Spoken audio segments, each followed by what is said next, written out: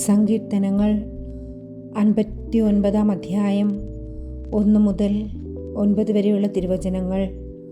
ദൈവം എൻ്റെ ശക്തി ദുർഗം.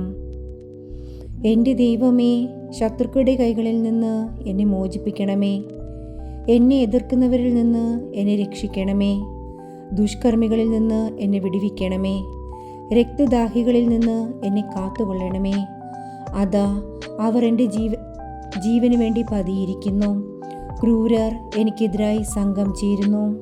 കർത്താവേ, ഇതെൻ്റെ അതിക്രമമോ പാപമോ നിമിത്തമല്ല, തെറ്റുകൾ കൊണ്ടല്ല അവർ ഓടിയെടുക്കുന്നത്.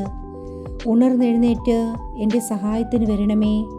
അങ്ങ് തന്നെ കാണണമേ. സൈന്യങ്ങളുടെ ദൈവമായ കർത്താവേ, അങ്ങ് ഇസ്രായേലിൻ്റെ ദൈവമാണ്. ജനതകളെ ശിക്ഷിക്കാൻ അങ്ങ് ഉണരണമേ. വഞ്ചനയോടെ തിന്മ നിരൂപിക്കുന്നവരിലും ഒരുവനെയും വെറുതെ വിടരുതേ. സന്ധ്യതോറും അവർ മടങ്ങി വരുന്നു. നായ്ക്കളെപ്പോലെ ഓലിയിട്ടുകൊണ്ട് നഗരത്തിലെങ്ങും ഇരതേടി നടക്കുന്നു.